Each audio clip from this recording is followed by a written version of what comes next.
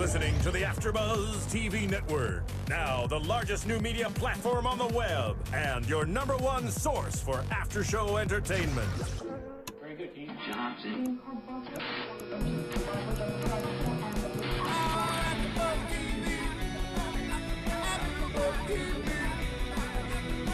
From the AfterBuzz Studios in Los Angeles, California, presented by Maria Menounos and Bing.com, and streaming live thanks to Akamai Technologies, this is AfterBuzz TV's WWE Monday Night Raw After Show. We'll break down tonight's episode and get you all the latest news and gossip. If you'd like to buzz in on tonight's show, you can buzz us at 424-256-1729. That's 424-256-1729. And now, another post-game wrap-up show for your favorite TV show. It's AfterBuzz TV's WWE Monday Night Raw After Show. Yeah. Good evening, ladies, gentlemen, boys, and girls. Welcome to AfterBuzz TV, brought to you by Bing, where Bing is for doing, and we're here doing another live Monday Night Raw After Show recap for the week of December 3rd, hailing from Greensboro, North Carolina. I am your host, Ryan GQ Money Katz, the MPW Maximum Champion, and also the reigning broadcast and podcast champion of the world, and I'm joined here by my tag team of broadcast brilliance, Ryan, the Colonel Clum, and Josh, Showtime Padgett. Right. And we got a very special guest in studio today. This man right here, Raven, the truth is scary, Travis Berry. Raven, welcome to the crew. Welcome to AfterBuzz. Thank you for having me. You know, with your intro, you should have had me do it, a la like Ricardo Rodriguez and Alberto Del Rio. Oh, yeah. Man, Ricardo Rodriguez, known for his amazing entrance capabilities. I can't roll my R's, man. That's impressive. Man, but Ricardo Rodriguez. I didn't notice the Raw sweatshirt before. I love that. He's ready. He's representing. Totally ready. These are rare. Actually, they don't sell these. You have to work in. See, this is why I invited this guy in. Everyone's going to be wondering what are his qualifications? Why is he in the studio with us? Why am I here today? Man, I've known this guy for probably 10 to 12 years already. Oh man, I had a picture I found. And you got to be the most inside, most connected guy I probably know in wrestling. I mean, anytime there's a scoop going on, anytime there's dish to dirt, dirt to dish, you speak to Raven, and he's got all the inside information. This guy is the inside knowledge. I appreciate that, but I cannot get you a job. That's because he's trying to get a job too. As much as I've tried, I cannot get you a job. So you come here with this hooded sweatshirt that only you can get from WWE. I know a lot of talent who they don't even have this. Oh, really? Yeah, Do they still give those out, or was that like a long time ago? It was only late last year, early this year. I must have. I got this. You know what?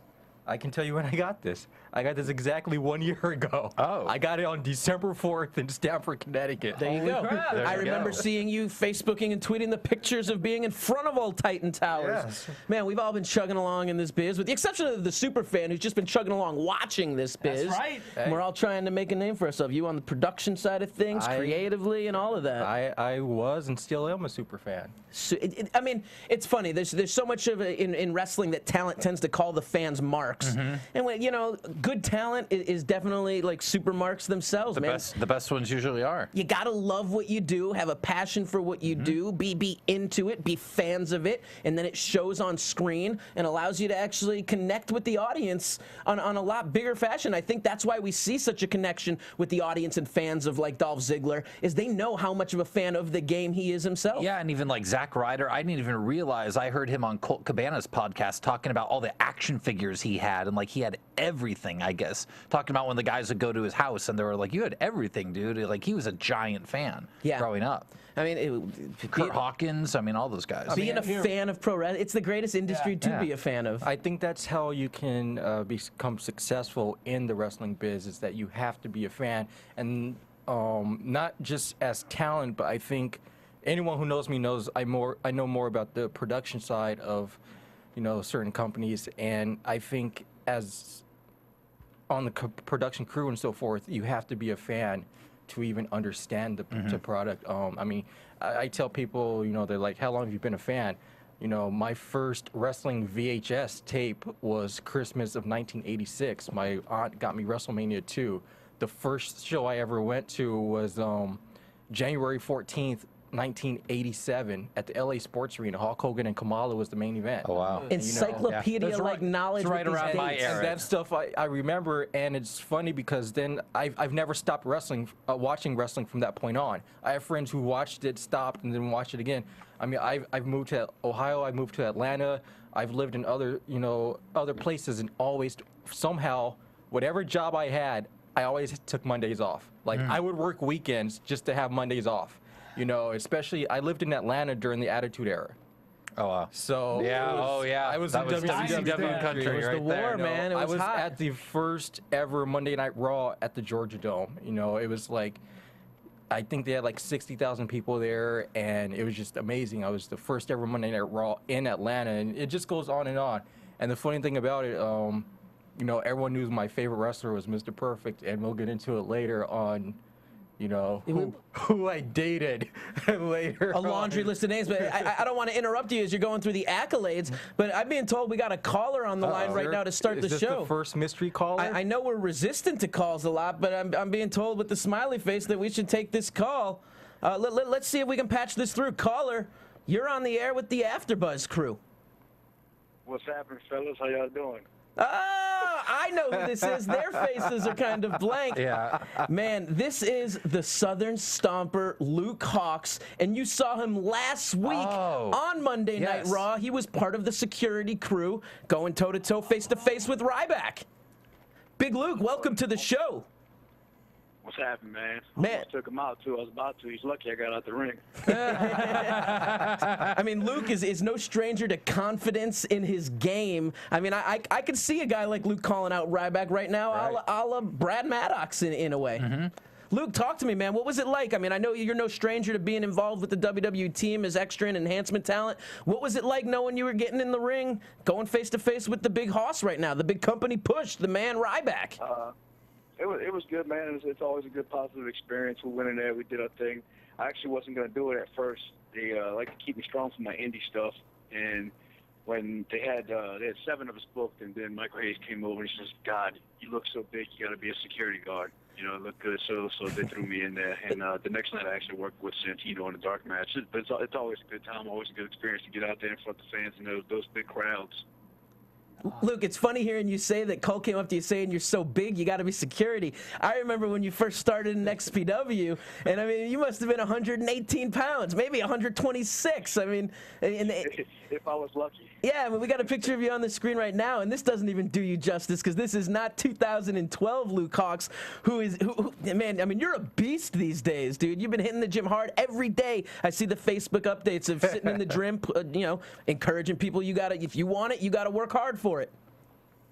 Yeah, I definitely put that time in, man. I'm about 220 now. Jeez, I was about 145 when I started, so I'm in there. Wow. I missed no days off. I'm in there 7 days a week unless I'm on the road traveling.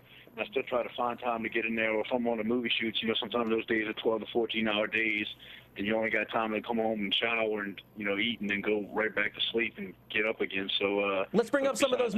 Let's bring up some of those movie shoots. I know you do stunt work, and you've actually had the opportunity to work on some WWE films, and I think you even had a fight scene with Triple H at one point in your career. Chaperone. Yeah, on the Chaperone, I did the Chaperone. So I do a lot of small acting roles as far as from my stunt work. I do a ton of stunt work, and I get a lot of small acting roles from actors. I just got my biggest acting role. I did play the Hitman. I played Winona Ryder's Hitman, and then Homefront is going to be Jason Statham's new film. Nice. So it'll be out in the end of 2013.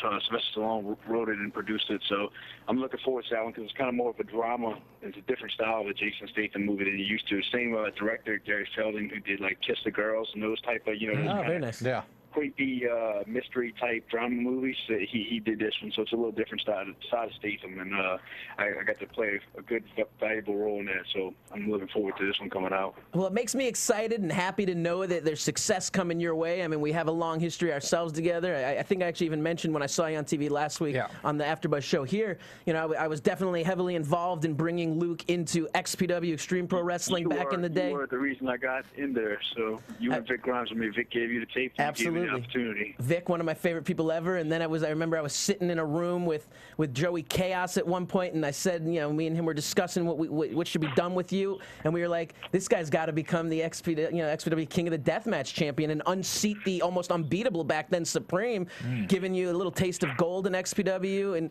and you know, now we get to see this rocket ship, you know, to stardom as you work in wrestling, as you work in movies, and make things happen. You also got a wrestling school, so everyone down you're in the New Orleans area, correct, Luke? Oh yeah, we're doing really well, man. We just I was just blessed to have a really good first class who are all wrestling now, and they're tearing it up. Actually, all those guys that went in the ring with me were all my students, except Byron, the big black guy that looked like Kofi Kingston. Yep. He's the only one that I don't train. He was a former WWE developmental, but he's definitely a part of my team, and he works with us constantly. So everybody else, you know, was my students. It's good to get them guys those opportunities so early in their career, because it took me. I got my first WWE opportunity in 2003, and I've been going back ever since.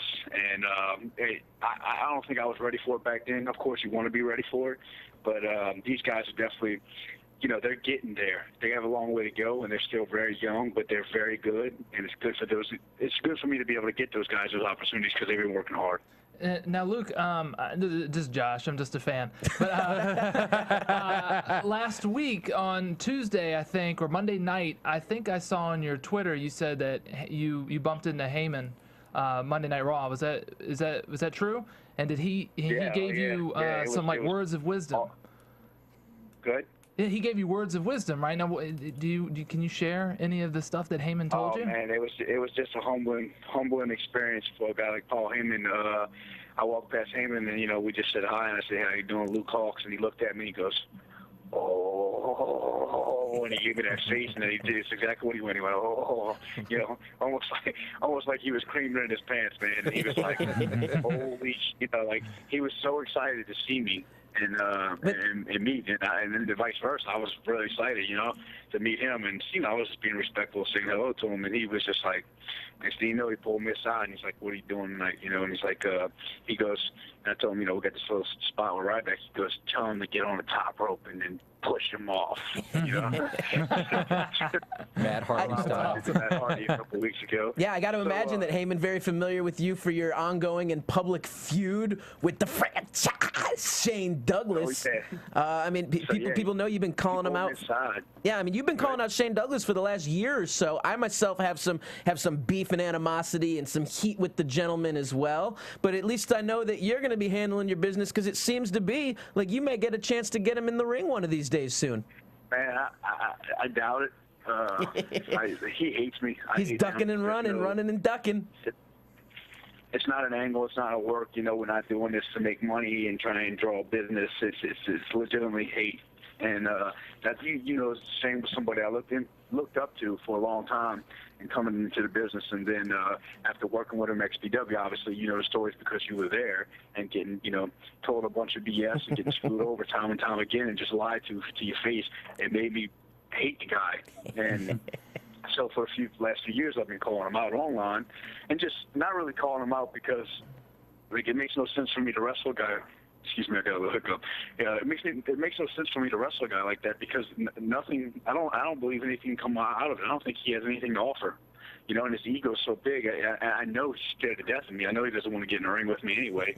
So that's why when I did this little thing in Pittsburgh last week, you could see, you know, I was throwing bows on him. So, you know, it's just, God, he makes me sick, man. It's a shame how much of a downfall that guy has come to, and you know, he was somebody I really looked up to, and now he's just somebody I wouldn't spit on if they were on fire. Switching up from the negativity to something a little more humorous and positive. I'm not sure if you'll want to share this. You can tell me no, but I remember, I think a year or two ago, you were telling me a story about one of your earlier times working as extra talent at WWE, and you had an interaction with Vince regarding something with the Boogeyman. Any chance you'd want to tell this story? I always love this story, so it'd be great to hear it. Yeah, it's a funny story, man. I think I won Vince over because I'll tell you a real quick funny story that led into that. I kept getting, and by the way, what I'm about to tell you, I do not recommend anybody to do. I just did it because I got my balls up like always, and you know, I was just like, you know, I'm gonna go for it. Vince walked outside one day, so I said, you know what? I just didn't go up and ask Vince for a job face to face. And he walks outside, so I walk up to him. I say, Vince, how you doing? You know, I told him my name, and he goes, oh, nice to meet you. He always looks you dead in the eye, shakes your hand. He's a complete politician. You know, he gives you that time of day. He gives you that respect when you meet Vince. He shows you that respect and he gives you his full attention. I said, you know, I just want to ask you a quick question, if you don't mind. I want to hear straight from the horse's mouth. I want to work for this company. What do I need to do to get a job here? And he looks at me, and Stephanie pulled him aside for a second, and then he got back to me. He goes, get with John Laurinaitis. He's the head of talent. So then I walk over to, a few minutes later, I go back in the building, and I see Vince like about 100 yards away, and he's pointing towards me, talking to Johnny. I'm going, oh, God, he's telling him to kick me out the building. I'm never going to be welcome back ever again. So that wasn't true, man. Johnny came right over to me. He goes, are you booked tomorrow night? And I said, yeah. He goes, well, make sure you get there because we got a match for you waiting. So next night I wrestled, had a hell of a match, and after that they told me they were going to hire me. And they said, John was like, I'm going on vacation, you know, for 2 weeks, and get with Nova tomorrow. We'll get your contract all started, and then when we get back, we'll finalize everything. So I called Nova the next day. Nova says, yeah, I talked to John. We're going to pick you up, blah, blah, blah. We got to wait 2 weeks till John gets back in office because, of course, John's the guy who does all the hiring and everything. So in that meantime, that's when, you know, a little bit right after the Christian Wall stuff happened, and then they cleaned house on all the guys that you know were ordered from the Christian Wall thing, ordered from the same doctor, and anybody in office got fired. So Nova's name was on that list. Nova ended up getting fired, and I sent the email to John, and never got a response after that.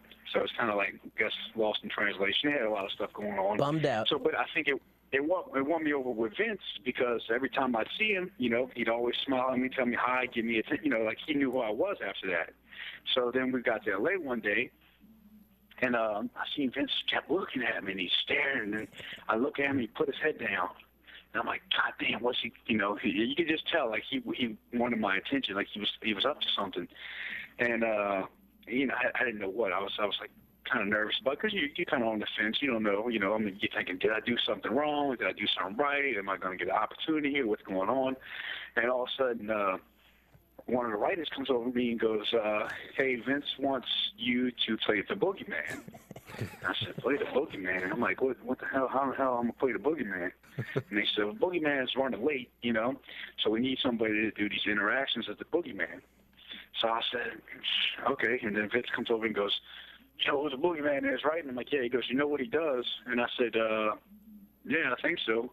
And he looks at me in a confident, you know, really arrogant, I know, you know, Vince McMahon, I'm the man. He goes, you think so? Well, you know so. And I'm not going to tell Vince McMahon I think so. I go, I know so. And he goes, okay, well, you're going to have to go in the back, come out, do the walk, do everything, then eat the worms. This is a camera walkthrough, so we need you to eat the worms and everything. And I'm going, holy damn, how the hell am I? You know, like I'm like basically throwing up in my mouth at this point, thinking about eating these worms, freaking out. So I go in the back, they hit the boogeyman music, I do the walk, everybody's laughing, Vince is dying laughing. I slide in the ring, and Triple H just goes, is anybody scared of this boogeyman? And then the real boogeyman comes sliding in the ring behind me. So obviously they were just, awesome. You know, messing around. It was pretty funny, but it was good. It's good to get those interactions, you know, because some people go up there and they get scared, moves and they're never welcome back. Yeah, they get scared and they get quiet, whereas you had the confidence and the gusto to actually go up to Vince, make yourself known, and as you said, now every time he sees you, he remembers who you are, and you can't ask for anything more than that when you're trying to turn some eye, you know, open up some eyes. Yeah, and like I said, I wouldn't recommend anyone else to do that because, you know, it's a ballsy move, and the company's actually changed a lot since then too. So there's channels you go through. So I would, you know, definitely recommend going the right way about it. You know, sending your stuff to the right person, talking to the channels, because I think nowadays if somebody did try that, they probably wouldn't be welcome back. But you know, I took a chance and I got lucky, and you know, I worked for them a lot today, and I'm blessed to do it. Big risks, big rewards. Luke, how can all of our listeners find out more about you or interact with you? Twitter, website, and go ahead and throw some plugs. Yeah, Twitter, Luke Hawx 504 at twitter.com. Facebook, look me up and look up Wildcat Sports, Cat with a K, Wildcat Sports Entertainment. Look us up online, wildcatsports.com. We got the Facebook Wildcat Sports, Twitter Wildcat Sports. But definitely, hit me up. My Facebook's pretty much maxed out, and I don't think I'm going to turn it into a fan page. I think I'm going to just leave it like that and probably not add too many more people. I think I got about another 100 or so people to go before it turns to a fan page. So, but it definitely, Twitter's probably the best thing to interact with me on, and like I said, and Facebook. But definitely look up my Wildcat stuff. We got Wildcat Sports on YouTube. We run web episodes with our talent here that are really, really good. And we got 4 episodes up right now. They're starting to step up. Each episode will get better and better. Obviously, we get a little more money, so we get a little more equipment, and we step up each episode. So I hope people enjoy it and gets to show you some wrestlers that you don't see on a regular basis, not the regular West Coast guys or Northeast guys that you see in all the other feds. You get to see some other young guys from the South actually come up, and we got great workers, man, like Mike Dell from Texas, Bo Brady from Texas, Rudy Russo, and then, of course, all my Wildcat boys like Blake Wilder, Matt Lancey, Carlos Socorro, Buku Dowd. There's so many good guys in the South that people don't get to hear about or see because they're not on the market, and we don't get that much internet press or magazine press, and we're actually starting to get a little bit of it now, so definitely check us out online, check out the web episodes, and we love feedback, so give us all the feedback you can. Selflessly putting over his young guys, because it's the young guys that make this business survive. Anyone in that Louisiana region, if you have the dream, the desire, the passion to become a professional wrestling, I thoroughly endorse and support you checking out Wildcat Sports and learning from Luke Hawx. Technically, unbelievably skilled, does a fantastic job, whether it be in the mat, on the in the air, as a technician, as a brawler. He's so multifaceted, can teach you what it takes. So I do recommend that everyone looks him up, tries to find out more. He's a great guy. Luke, I appreciate you giving us a call and giving us a little bit of information about what's going on. And like I said earlier, man, it's just a pleasure to get to see you on the television, and I hope we get to see more of it soon. Yeah, man, I appreciate y'all having me. Y'all, anytime, man, I appreciate it. So like I said, just check me out and check out Wildcat Sports.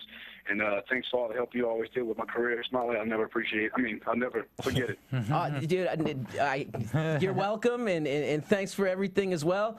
Thanks for calling in. And look at that, Mr. Raven Travis Berry, Truth is Scary, organizing some call-ins, some surprises, like trying to earn your spot on the desk. Hey, Luke's a big star. He had the spot last week with Ryback, and Ryback closed the show tonight. So it was only fitting that we opened it up. I like it. Well, let's actually move towards the actual broadcast portion of what tonight's after show. Well, as I get there, I was thinking a new acronym, a new little name for our AfterBuzz show. Right. If they got Raw and all that, I was thinking we may go BAR, Buzzin' After Raw. I like that. And then we go back to what we were talking about last week of trying to bring the drinks into here. Get Jenny back. Jenny will be back next week. Jenny Alford. There's the cheers for Jenny right there. We'll get the couch rolling. I think we should have some cocktails, and I think we should turn this party vibe up a little bit as we discuss Monday Night Raw. Also, reminder to all of you listeners and viewers: go to iTunes, subscribe, rate, comment. It only takes a minute. Go ahead and give us some interaction. We love reading the comments. We love responding to you.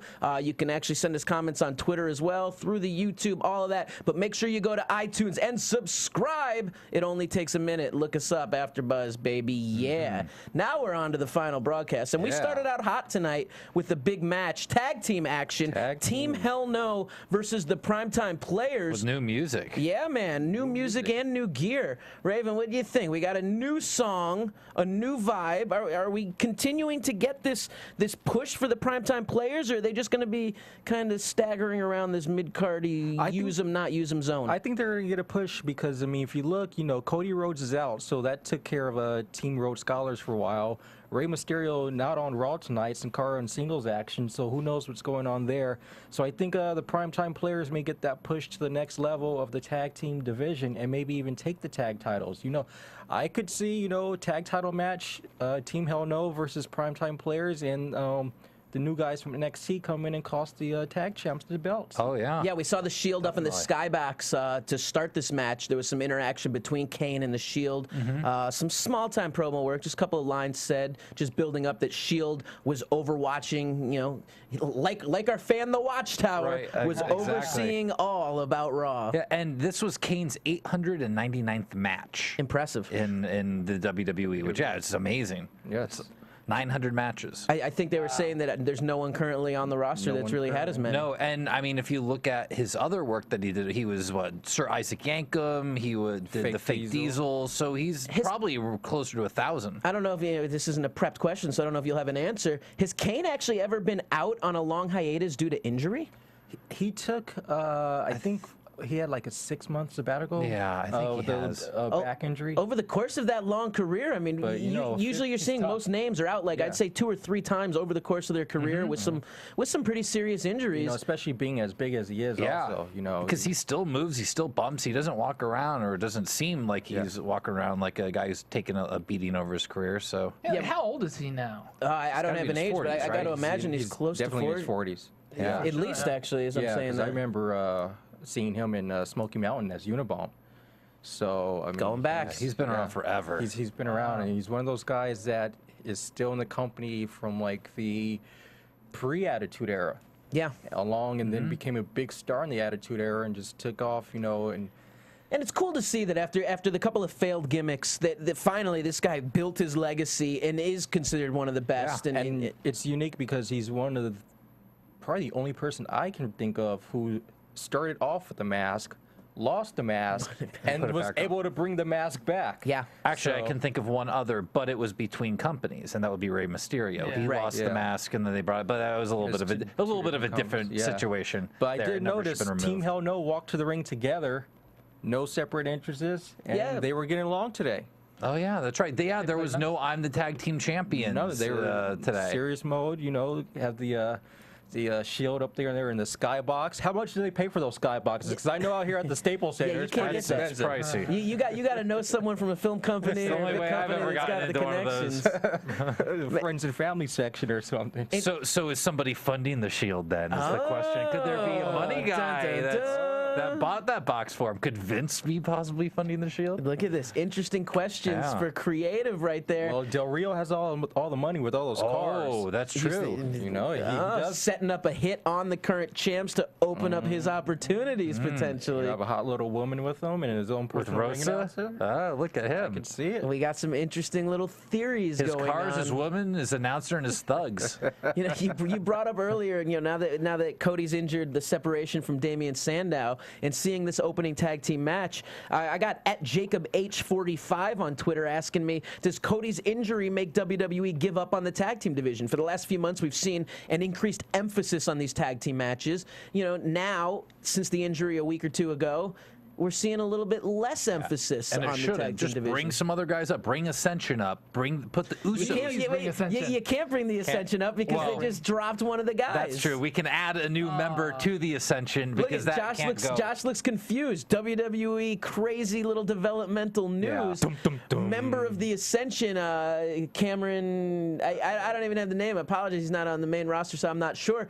But he got arrested with, I think it was a DUI, and then he beat up and then he assaulted the cop. WWE's released him. Here's a guy who was on deck probably for being brought up to the main roster next. I think everyone thought the Ascension may be that next team to be brought in. One of the coolest entrances I've ever seen in wrestling. Almost like the new Brood entrance. I would honestly say if you haven't seen these guys, to go on YouTube and check out their FCW work because they were actually really great. I believe the FCW show is now available on Hulu Plus. Someone said. Yeah, it's on Hulu Plus. If you get Hulu Plus right now, it's kind of odd because the shows that are currently airing were shot in September and October. So there was a match 2 weeks ago. It was a 4-way, and Jinder Mahal was fighting Heath Slater. And NXT, it's like, okay, it's what was totally shot different then, but if you watch the current SmackDown show, they're partners.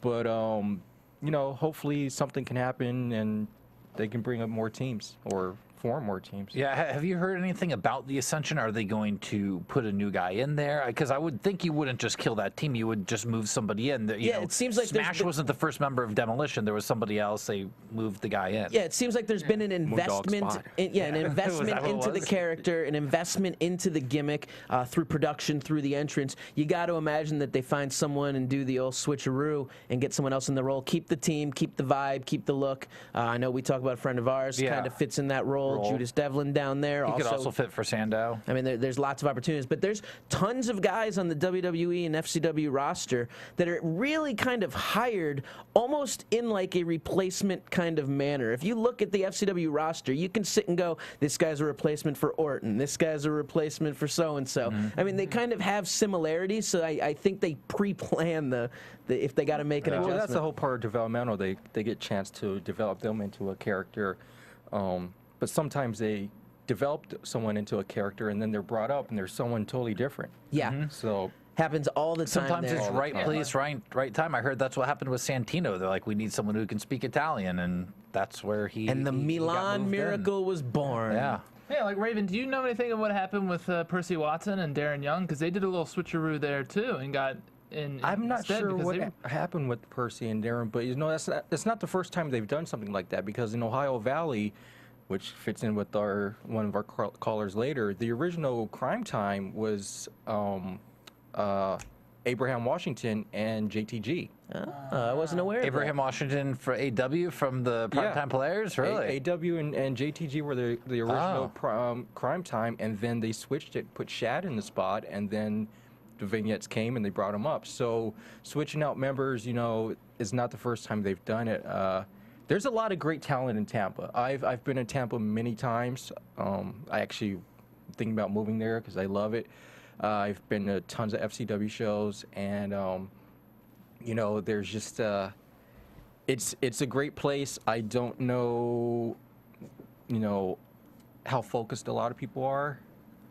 Because Tampa's a party town. Let's be honest. You know? It always confuses me when you hear about these stories that these people have these opportunities. They're down there under developmental contract. They're trying to make an opportunity, and then you hear of their discretions. They're partying, and you wonder how can you blow an opportunity like this? Especially because you know the misconception I think is the minute you're hired by WWE, you're automatically raking in the bucks. Right. And those familiar know that that's not really the case. You got to imagine that hunger and passion and desire has to just overconsume you, knowing you want to make it to the main roster, you want to make the big money, and I don't know how these people get side railed by these other issues. Some of it could be age. I mean, who knows? There's probably a difference between a guy there that's 21 and a guy there that was signed at 28. You know, I'm sure at 21, that's what you do. You party. That's your college years. And it seems to be that that's what they like hiring is these younger guys now. Yeah, that's the thing. It's like, you know, in Tampa, the bars are open till 3 a.m. And it is one of the strip club capitals, isn't it? You know what? The school is on great old Del Mabry Road, and I can tell you what, there are at least 15 to 20 strip clubs on the same street. Wow. As the claps go from the So booth. needless to say, there's always going to be divas in the WWE. Diva search. That's where the diva search has gone, everybody, if you haven't seen it lately. Man, talking more about this opening tag team match, I mean, we're talking about Primetime Players, Team Hell No. You brought up Crime Time. I got another user on Twitter, at BMF_Bernard317, who wonders if the Primetime Players are just going to be treated like Crime Time, where they were given this exposure and this push to start with, but it really just never materialized to anything significant. I'm going to say no, because the Primetime Players, they were shot right in and straight to the top. Crime Time, it actually took a few years for them to finally get that tag team title, you know, run. You know, their biggest feud was with Big Show and Jericho. And, you know, that was probably almost 2 or 3 years after, you know. I think a lot of people forget when Crime Time first came in, they were in, I think, maybe a year. Then they got fired. And then they were brought back the night after WrestleMania 24 and continued their run until they split them up. Yeah, and there wasn't a huge tag team, you know, focus back then either at that time. They had like Spirit Squad were tag champs. And I'm okay with taking a team and taking them a while to win it, because they've only been a team for about 9 months, right? They put them together beginning of the year on NXT, I think. I mean, I remember growing up, I think the Hart Foundation started, WrestleMania 2, and it took them 5 years or so, or 4 or 5 years before they won the title? No, they were tag champs WrestleMania 3. Were they tag champs WrestleMania 2? Okay, then it took them a long time to get it back. But they were my favorite team, though. They were there, yeah. I loved the blue and black outfits they had. Oh, yes, that's right. In WrestleMania 2. The blue and black. I don't know if I WrestleMania 2. They were not the pink and black attack. The Hart Foundation had blue and black. Who did they wrestle at WrestleMania 2? They were in the Battle Royal. They were the last. The Battle Royal. They were the last with the football players. Yeah, Andre threw anvil out, and then Brett was on the top rope, and he picked up Brett and threw him over the top, and Andre won the battle. I believe royal. that battle royal emanated from Chicago, Illinois. It was at the Rosemont Horizon. Yeah. And they were in the Battle Royal in WrestleMania 4 as well to open the show, I think. So, yeah. You know, Brett and Battle Royals. Mm-hmm. Heart Foundation, Jim the took Anvil. second place in that one and then destroyed the trophy when Bad News Brown won it. Jim the Anvil Neidhart, an important member of the Heart Foundation. We see Natty Neidhart in WWE. Speaking of tag teams, I that was the one thing that frustrated me the most was when the Heart Foundation of Davey Boy's son and Tyson Kidd came in. I thought David Hart Smith. I thought they debuted so strong. I thought they had a good run, and just what happened at the end, with them not around, and Harry's he's in Japan now. He's a tag team champion in Japan. Oh, right is now. he? Yeah.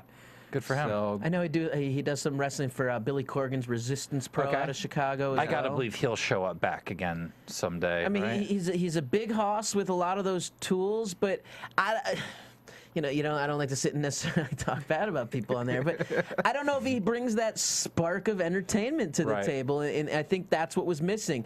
But can he learn that Daniel Bryan never did either? For how long he was just a boring wrestler, and now he's all character. But obviously Daniel had that in him, and I don't know Hart personally. I'm going to say I actually know Harry, and that kid, he's very entertaining. Really? He is entertaining. He showed a lot of it towards the end of his WWE run. He was like doing some kind of like little dance in the ring and doing the nip-ups and stuff. He's a very entertaining kid. I think sometimes when you come in as a second and third generation kid, the expectations are too high. The expectations are high, especially when your father was very popular. Yeah. And that was you talk about the Hart Foundation. I mean, WrestleMania 1, man, British Bulldogs, Dynamite and Davey Boy. I mean, there's a team that was amazing. So, don't forget Matilda, dude. Don't forget Matilda. Dynamite just doing stuff back then that would make people still drop their jaw in today's day and age. If you look at some of the second and third generation kids who've come in the past 10 years, there are the successful ones, but there are more that didn't really make it. Just like anything wrestling, most don't make it than do. Mm-hmm. But I think, Cody obviously went on to become a big star. But DiBiase's kid having trouble crossing the threshold of superstardom. But also, you would think someone who is the son of Mr. Perfect would be, very... Ooh, man. Yeah, but I mean, look at the second generations that have become the superstars have outdone their fathers. Randy Orton, The Rock. The ones that really make it big have almost outdone their dads. It's not, you've never had the giant star whose son has gone and become a giant star as well. So do you think McGillicuddy will ever be one of those guys who will get the opportunity to showcase his skills and actually be able to surpass his father? Or is he just going to be in a situation where we look back 10 years from now and go, man, this guy wasn't used. The ball was constantly dropped with him. Yeah. I don't know. I haven't watched him enough, I'd say, to really be able to answer that. I hear they have a lot. He's got a big upside. That they're very big on him right now. He's bigger than to me he comes off. I think of him, just from outward appearance and as a viewer and watcher, that he's kind of a small guy. Mm-hmm. Guy's still over 6 feet tall. I think he's about 6'3". Yeah, I mean, he's not one of the small guys. He still carries a presence when he walks around in the back. I'm waiting for him to be Joe Henning, though. And, it's like I think everyone is. Yeah. It's funny. I mean, you constantly hear people bringing that up and critiquing the fact that why didn't they do that right from the get-go. I don't know if it's something that's ever going to change or if they're just going to... It's amazing if they just do the perfect gimmick, how much he'll grow in 1 week, 2 weeks' time. That theme song alone was just, it's... iconic. We've mentioned it before. I mean... but, there's another... it's going to be interesting to see how Ric Flair's daughter does. Because she's in FCW right now, NXT. And was it Ashley Flair? Is that her name? Yeah. And, everyone who watched WCW saw how David did. David was awesome. Yeah. And, everyone had high expectations on Reed. I was to say, didn't Reed, he was in FCW, right? I think Reed's big focus was the amateur wrestling, though, at that point, because of his amateur career, and he was a top... But I think Reed went to Harley Race's camp in Missouri. Because there was he did, because there was a Henning, a Flair, and a Rhodes in the camp, a DiBiase in the camp. But, neither of Flair's boys are in wrestling anymore. So his daughter's there. So it's going to be interesting to see if I believe she comes from the world of volleyball. Yes, she does. Oh. Yes. Which could be the connection to Canyon Could make Seaman right sense, there. yep. Talent development, volleyball connection right there. I believe That that would is. make sense. look at it, said with a little smile and a wink and a nudge. No comment. Wink and a nudge. It was so weird that I worked with him and didn't even know at the same time we were working together. Because I worked on the AVP tour the same time Canyon was there. Oh, wow. And then he goes on to become talent relations, and I'm like, wait, this He's name's a nice not guy. familiar. Yeah. He's a very nice guy. I like him very much. Why'd you punch me under the table? Man, we're just having a hard time staying on topic of the actual Yeah, show I know. this week. Seriously, That's all right, we're only through the talking- first match. We're and not even through 40 it. minutes into the show. Because I got a little note right here, just even on the ring entrances. There was this girl fan that had this "I love Ryback" sign. Oh, no, it was a guy. It wasn't a girl. It was a guy with this "I love Ryback" sign that was all in pastel colors and Christmas lights blinking. Oh, I missed that. Oh, it was great. Like he was a big Ryback fan. I think There's a lot of big Ryback fans these days. if I had to give that guy a name, I would say his name is Marty Hill. Name drop for someone watching right now. Man, in the actual match, it was all just a setup. The match really was insignificant, and it was just a setup for the Shield. We saw during the match the look at the skybox, and Ambrose was there by himself, alluding to the fact that Rollins and Reigns had made their way towards ringside. And then we see views of Reigns in ringside area. I mean, and they were showing it until finally they made the attack on Team Hell No, going after both Daniel Bryan and Kane. What do you guys think? Are they righting an injustice right there? Or are they just attacking to attack? I think they're writing an injustice. What is the injustice for attacking those two, though? Those tag title belts, they look horrible. Yeah. And is it because they're not a team and they're yelling at each other, and so a tag team should be a tag team and they have separate entrances, so they're writing that wrong? Well, I think they wrong? tied it. The storyline was that they tied it into where Punk has beaten Kane so many times. So why did he have to fight Kane last week? So you beat on one guy, and Gotcha. obviously his partner's going to join him in, Yeah. and they were mad this week. So Yeah. see what happens Yeah, next week. big episode for the Shield. A lot of big focus on them tonight. They just actually throughout had the whole show. the opening and the closing. Yeah, I think it was actually well done. I like the fact that we're not going to, and I'm hoping we're not going to get him in a match right away. I really would like to see this drawn out. I don't want to see him rushing the match. I'm afraid, based on what we saw today and what we see later in the broadcast, that they're going to be so focused on Kane and Bryan, Team Hell No, that they're going to make a tag team championship match at the pay-per-view TLC in 2 weeks, and I think it's too early, and I really hope they don't do that. And they're not, they haven't really overexposed them. They haven't done a million promos. They've done one promo, which had meaning, and then they've just been beating people up and backing up what they said in that one promo. So in terms of beating people up, they hit the triple power bomb for the finish. This seems to be their tandem move of choice. Your favorite move? Not a fan, man. It's just weak. I mean, it's not that the power bomb's weak. I'm okay with the power bomb and the spike, but the way they're just picking him up and setting him up, it's taking two guys to lift a guy. Even on the lift, it's so awkward that the lift itself becomes weak, and now it's taking three guys to do a power bomb, which Ryback closes goes and rocks the one power bomb with massive strength by himself. I just think they could have come up with something a little more clever, a little bit more never before seen, that would really make these the mainstream fan, the casual fan, sit and go, "Ooh, I gotta watch these guys. I've never seen that before." The vibe you get when you watch an Antonio Cesaro match and he kicks some of his cool moves, or which the we'll first talk about. time you saw the Deadly Death Drop. Yeah. Oh, what was that? Now, what's a move that three wrestlers can do to a guy at the same time? I mean, you can combine it with a combination of two guys use their power for whether it be a Dudley Death Drop style, any style move, even if it's a double power bomb at that point, Send and then Rollins the off the third guy top. comes off the top rope to close it off.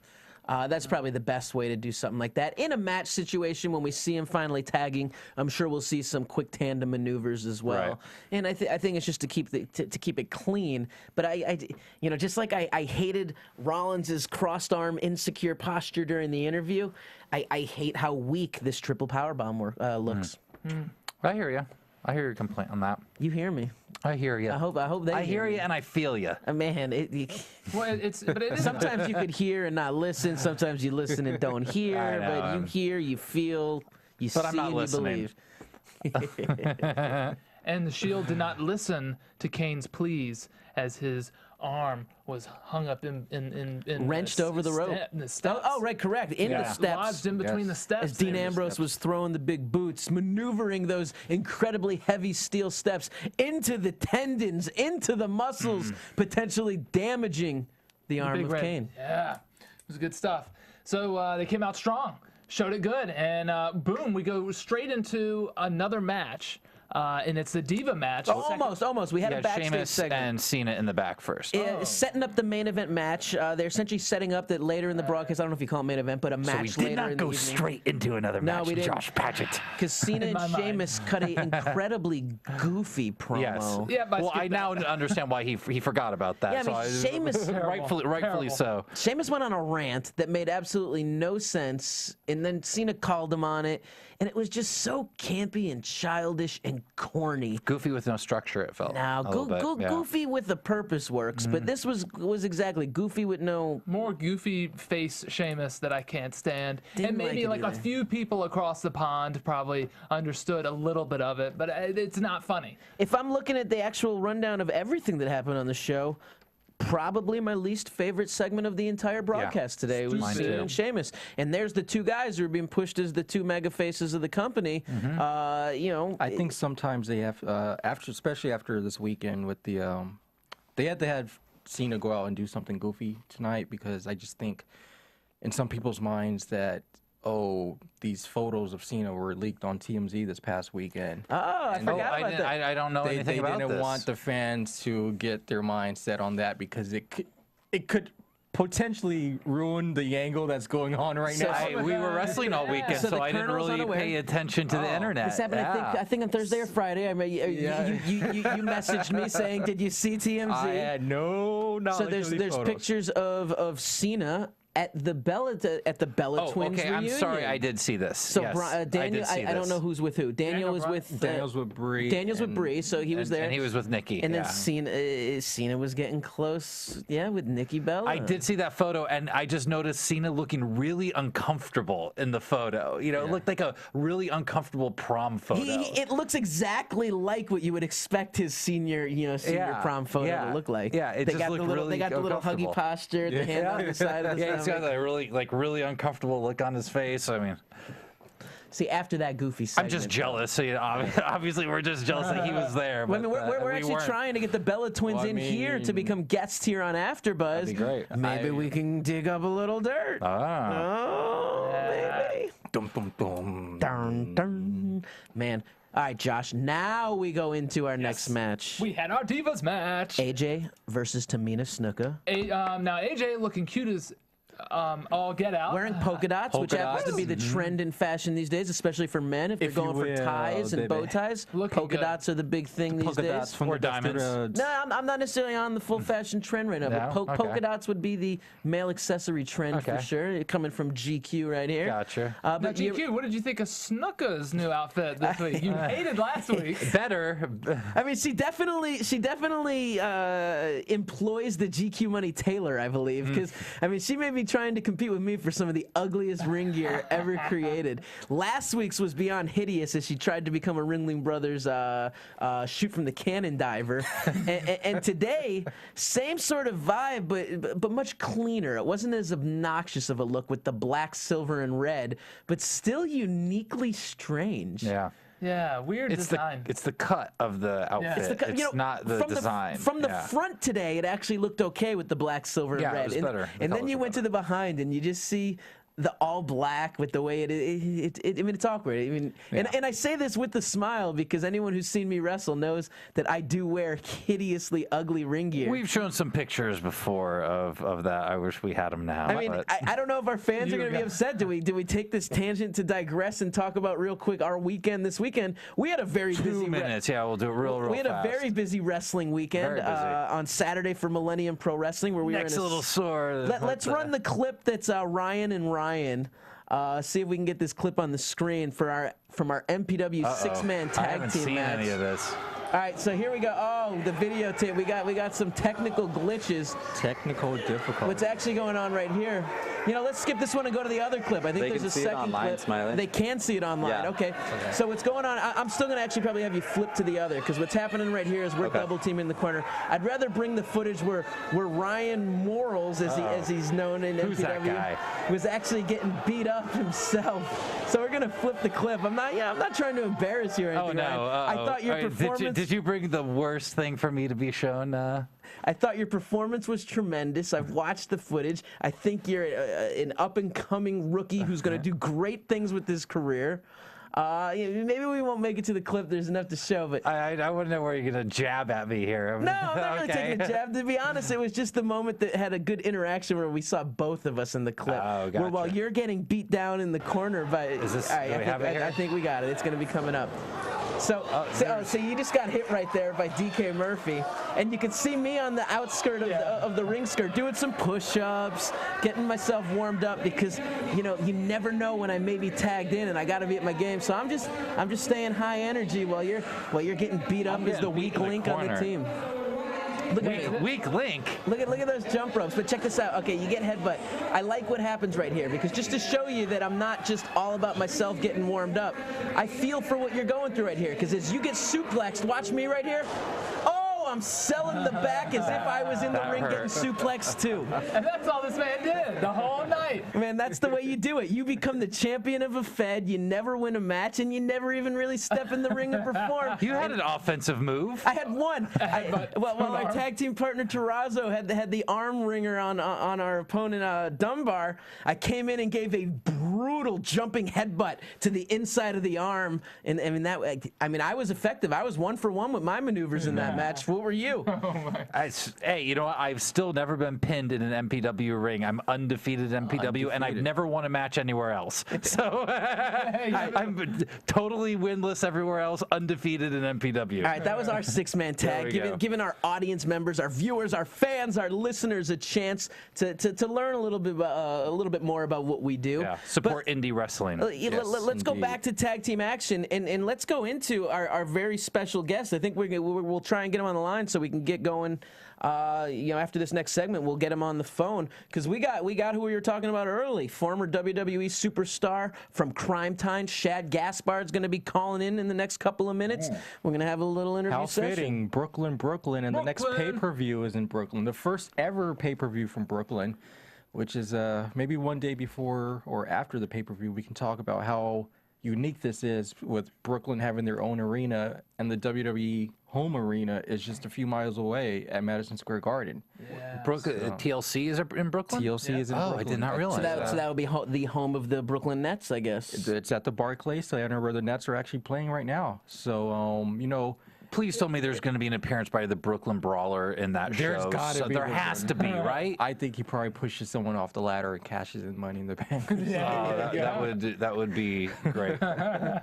I mean, most people. I mean, I know in the back, Brawler's still a huge, important member of the team and the production team. I know he kind of helps with pre-tapes and promos. Does all the pre-tapes. My favorite appearance ever from him was when The Rock had to go back to the beginning during the Triple H Stephanie when they first got married, and The Rock had to wrestle the Brooklyn Brawler, and he cuts a promo. You think it's funny making The Rock wrestle the Brooklyn Brawler? It was one of my favorite moments with him. Well, we're talking about Brooklyn, and we could bring it on the line. Ladies and gentlemen, welcome to AfterBuzz, former WWE superstar, an incredibly talented individual. Ladies and gentlemen, this is Shad Gaspard. Hey. Yo, yo, yo. That was a pretty good intro. Good. Shad, man, it's a pleasure to have you on the air. We were talking about Crime Time earlier today, because I got some people tweeting in and asking about the similarities between Crime Time and Primetime players. You being a watcher and observer on the outside, do you see any similarities, or do you think WWE treats the Primetime players how they treated you guys when you guys were making your run? All right. You know what? This is a big question that I always just ask. There are no similarities between Crime Time and the Primetime players. There's just one. There's just one. One There's one. Honestly, There's honestly, one. There is none, because we're not even African. Like me nor Jay are African American. We're West Indian from the island. So. No, you wanted to say a different word, but the only similarity is that the taller guy cannot work. Yeah. Honestly, there's like if you look at both teams, there are no similarities. The main factor is they try to use a tagline that's similar to our tagline, and the only reason it doesn't work for them and it works for us is because we actually took a risk when we did things, and we did things that could have got us fired, but they didn't get us fired. They got us praised in the back because Vince likes that kind of stuff. They don't really take any risk. They're very PG. I think they may be afraid of taking the risks after the Abraham Washington situation.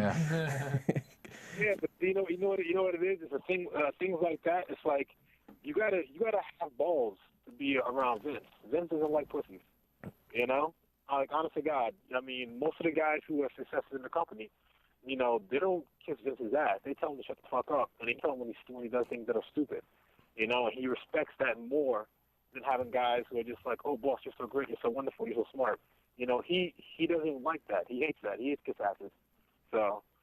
Yeah, I think most people, when they're back there, they think that people like the yes man, and they like the overabundance of respect, and like you're saying, it does kind of work against you, and they look at it like, be a man and be strong. I mean, this is the wrestling business where egos do matter, and he wants you to be a confident, cocky individual, and I think everyone else, you know, thinks the opposite. And it's funny, the people, the squeaky wheels do get the grease when everyone thinks that it's the other way around.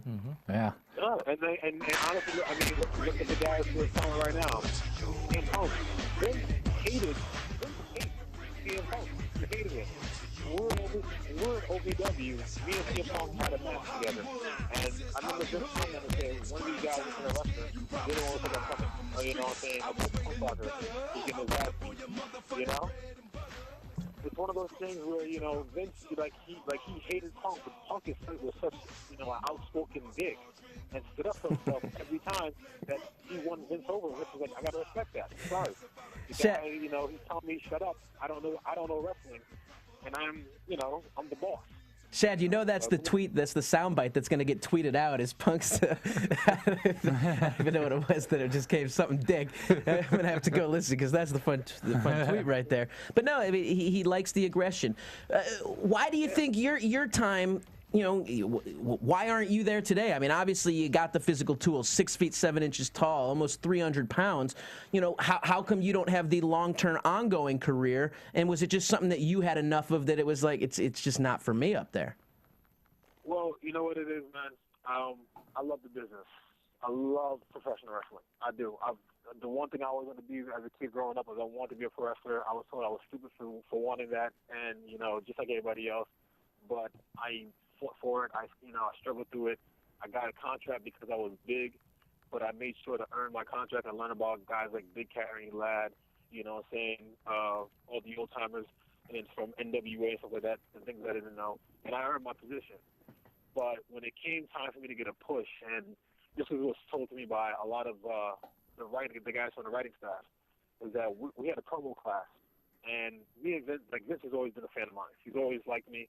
He's always pushed for me, so I've always had a good relationship with him. And so we had a promo class, and I cut a promo in class that floored everybody. Like, big show, everybody was like, holy shit, that was awesome. It was like, you can talk, you can look, you can size. And once we left promo class, Vince came into the meeting and said, well, there goes our next WWE champion, Shad Gaspard. And that right there put a bad taste in several agents' mouth. And those agents pretty much made it their mission to everything I did suck. Unbelievable. So, man, I started trying to change my style and become, and I listen to a lot of guys like JBL, you know, Ron Simmons, Big Show, Mark Henry, Batista. I listen to a lot of those guys because those are the big men that I kind of looked up to and want to be like. Those are the money makers. So if I want to make money, I look towards the money makers, you know? Definitely. And they gave me their style of wrestling and their aggression and, you know, their input on what I should do. And so I translated that into the ring. And I was told by agents who weren't big guys, oh, no, you can't do that. You're not big enough for that. Not big enough. I'm 310. I was literally told by, I double fight like Cody Rhodes and Teddy DiBiase. They got me in a corner, they beat me down, and they suplexed me out of the corner the first time. And the second time they're going to do it, I fight back and I double suplex them. But I'm like, I used to be a strongman competitor. I was the strongest team in Georgia. And I held them up out of the double suplex. Like I'm holding two 230-pound guys. Wow. By myself, and I fall back with them. And we got to the back, and the agent literally tore us a new one and said, oh, he can't do that. He's not big enough for that. That's crazy. Wow. And they're like, we didn't help Beast. You know, we call him Beast for a reason. The motherfucker's stronger than all of us, you know. And a few weeks later, apparently Wade Barrett was allowed to do things that I'm not allowed to do because I'm too small. Huh. So. Oh my God. The crazy politics that is the WWE machine. I mean, there's always someone trying to take the opportunity out from under you. It's part of the game, and as much as I hate it because it didn't work in my favor, I still respect it because it's the game that I play. You know, you don't like basketball. You know, when your team wins. You like basketball when your team wins, when your team loses. You know what I'm saying? When they make it to the Final Four. You love the game in general, and I love the game. And just because it didn't work in my favor doesn't mean I don't like it. You know, like there are a lot of guys who should be successful that aren't, and it's not because of lack of talent. It's mainly because of lack of playing the game. You know, so. So what are you doing to feast your hunger for the game these days? Now that we don't see you in a WWE ring, are you wrestling on the indies, or are you kind of keeping the in-ring performance to a minimum and focusing on something else and new? You know what? I actually have been keeping my in-ring performance to a very, very low minimum. I've done some small things here and there. Mostly I went overseas with Goldberg. I did some things in Japan.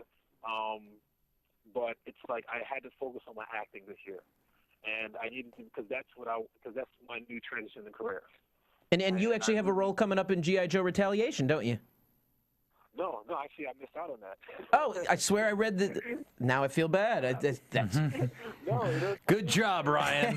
someone needs to update Rub the his- salt in the wounds. No, you know what's funny? I actually I got called because I called the casting by accident because a boy called me. He's like, oh yeah, G.I. Joe's casting. And they called this number, and I'm like, oh, okay, whatever. I'm thinking I'm calling somebody who's like a PA or something like that. And I'm like, yeah, hey, how you doing? Whatever. I want to come in. This is fucking G.I. Joe. And they're like, oh, sure, this is casting. I was like, oh, shit, my bad. And they were like, hey, send us your resume. And so I came in for casting, and I read for part of Roadblock. And at this time in the script, Roadblock was a minor character. He was like the third or fourth lead. You know what I'm saying? As a male lead. Mm-hmm. And so Flint was the main lead. And I was like, oh, this is good. And I did my audition. I did good. They're like, oh, that's great. You did awesome. I got a call back. And I'm like, this is awesome. And so I go back in for the callback and, talking to the director. Everybody's real cool.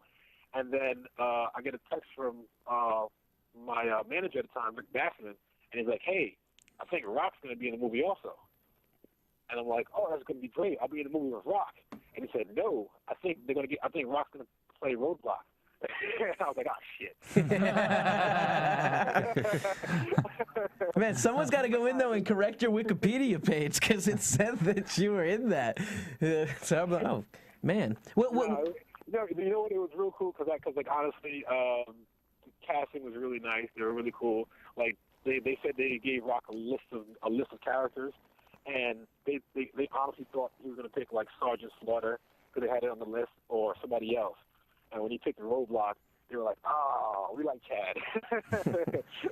They were like, well, they honestly had looked out for me and got me in for more auditions for other films. And, it was a good experience. So. Well, if you're going to miss out on a role because it goes to someone else, at least it's going to one of the biggest movie stars in the world. So not that it went to some scrub that you sit there and go, oh, my God, what were they thinking? You know the funniest thing? I missed out on 2 roles for 2 friends of mine that were bigger names than me. And one was for Rock, that was a Roadblock. The other one was for Batista for the Vin Diesel movie. And it was funny with that one because I did the audition on tape, and they were like, oh man, I did for different guys. They're like, oh, you do good. Hey, can you fly to LA and come in and do for a callback? I was like, sure. And so I fly to LA. I go in for the callback, and it's me and like 4 other guys. And I'm like, they all go in, and I hear them talking. I'm like, oh, that sucks. Oh, that sucks. I'm like, oh, this is great. I got this role. And so I do the role of Diaz, and I'm all in gimmick, and they're like, oh, fuck it. That's perfect. Awesome. Okay, great. We just have 1 more guy to see. We have 2 more guys to see. I was like, oh, okay, cool. Well, I'll see you guys later. Like, yeah, you might know the guy. He's a wrestler. I was like, oh, what's his name? He's like, Batista. I was like, oh, fuck. And they were like, are you okay? I was like, you're going to pick Batista. It's okay. But did I do good? And they were like, you did really good. How do you know we're going to pick Batista? I was like, you're going to pick Batista. Trust me. I know.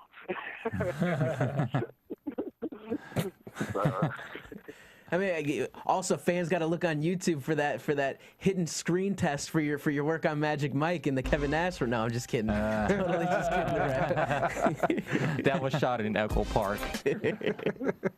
Man, Shad, I mean, when you watch wrestling today and watch WWE today, who is it that you would like to see them give that opportunity and push to? That you just think has that something special that's not necessarily getting the political machine behind them yet? You know what? I honestly don't watch the program that much. Mm-hmm. I watch it on the blues, like on a night like tonight, where I just like watch it for like a half a second, and then it'll start getting mundane. And like this, like the thing with AJ and Cena, like I watched a few weeks, like 2 or 3 weeks ago, and I was like, oh, this is like really long. Like I like AJ, I like they're cool, you know what I'm saying, but it was going on too long, and I was like, it's the same bullshit. But it's like I see some guys I hear about that I'm surprised aren't stars yet. Literally, Ted DiBiase Jr. I mean, he doesn't even get airtime anymore. Drew McIntyre. This is a monster. This is a guy who's getting screwed over because of a girl he was married to. Right. That everybody else wants to fuck. You know what I'm saying? What's his name? See, Josh, I don't tell him because he's 300 pounds, man. Is the drinking game how many times do you take a shot every time he curses? Like Alex Riley. I'm surprised Alex Riley isn't drawing. Mason Ryan. Real quick, you bring up Alex Riley. Tyler Rex went on a little Twitter rant yesterday or today and talked about the fact that the reason we don't see Alex Riley on TV and getting a push is because John Cena has put the kibosh on that. He's hurt though. He's rehabbing right now. I know down in Florida. Okay. So I know he should be back soon. You know what it is though, man. Things like that's one of the things that happened with me, and it's like and plus I heard from I got told by one of the writers. And I got told by several writers actually, because I've gotten told by many writers like since I left the company. Like a lot of the guys, like a lot of the old writers, I still keep in contact with them. Big Dick Johnson, all those guys. When I'm in LA, I literally hit them up. You know what I'm saying? When I'm doing a TV show and I'm on their lot, they're like, yo man, I want you to be some of my staff members to see who I used to work with. Like, oh, cool. And they all tell me, they're like, yeah man, we literally had pages of stuff. So we're like, great, we got Chad. He's big, he's black, he can talk. And people understand the words coming out of his mouth. You know what I'm saying? When I go promote the show tomorrow and send something out on a press release, it's just going to be Shad. He's big, he's black, and he can talk. No, but let's be honest, okay? Like, the hardest thing to do with most ethnic wrestlers is sell them away from being something other than a rapper or a thug. Yeah. And the one thing that Vince, because we used to go to Iraq with Vince every year, and the one thing Vince always liked about me was the fact that I'm a screenwriter, I can speak well, you know what I'm saying? I'm very intelligent, and he's like, I don't show any of these aspects of you. So it's going to be like JBL when I push you. Like nobody knew JBL was a marketing genius. Then all of a sudden he went from JBL, beer drinking Texan, to JBL, you know what I'm saying? Multi-millionaire consultant, yeah. Multi-millionaire, yeah. Banging a billionaire. You know what I'm saying? It's like, it's night and day. And so that's what Vince wanted. But one of the things that a lot of people don't realize is what Vince wants sometimes gets lost in the politics of the agents and some of the other top guys. They may not want it. And, for all his good qualities and all his bad qualities, Cena has hurt some guys. He's helped some guys, you know. But it's just the way the game's played. So that's it. You got to do it the way it's done, and there's people who can master that art, and others that just sink. Yep. Get thrown in the water and sink. And I'm telling you right now, I was like when I was with the company, I was very, very good in the game, and I loved to play. But at the same time, I had nobody to care about. So when I was playing the game, I didn't have my ex-wife. I didn't care about her. You know, I didn't have any kids with her. So like I was going on the road playing the game, being, you know, celebrity wrestler, and coming home and really not giving a fuck. But now that's changed. Like I come home to my new wife that I actually love. Yeah. You know what I'm saying? I want to be around, and my son who I actually care about. So when you're on the road playing the game, it kind of hurts your family life a lot. And most of the really good players of the game, they have shitty family lives. Right. Because they're always in game mode, you know? Yeah, they say that's why Tyler Rex actually quit himself, is he wanted to spend more time with his newborn baby, his wife. And it's funny because even now I know, from when they're looking for new talent, they want to know if people are in serious relationships, if they're single, because they know there's more baggage and it's harder to get the commitment if they are in a relationship look already. at the top guys. Cena divorced, Punk not married, and you know, just most of those guys are. Yeah. It's the sacrifice you make for the superstardom. You marry the business. Yeah, well, Shad, you know what it is? Go ahead. I remember Hunter said in an interview one time, he was like, Cena loves the business. You know, he doesn't have any kids, doesn't have this. It's all about the business. And I loved when Hunter was talking about it, but at the same time, I was like, Hunter, you're in the business, but you're not married to it like he is. You know, like Hunter is married to the business. Their family is in the business. He's married to it now, but he still can pull away and go to see his kids and his wife and not be Triple H negotiating contracts, Triple H, you know, firing guys, Triple H, you know, holding guys back. He still has to have that separation of himself from the company. Right. He goes to be a father and a husband. Because if he doesn't, he's going to lose it. He would have lost his marriage a long time ago. Yeah. You know? It's a crazy life we choose to live getting into this biz. Shad, where can our viewers, our fans find out more about you, learn and see you next? You know, where can we be watching out for you? At your local library. Oh, you need a library card.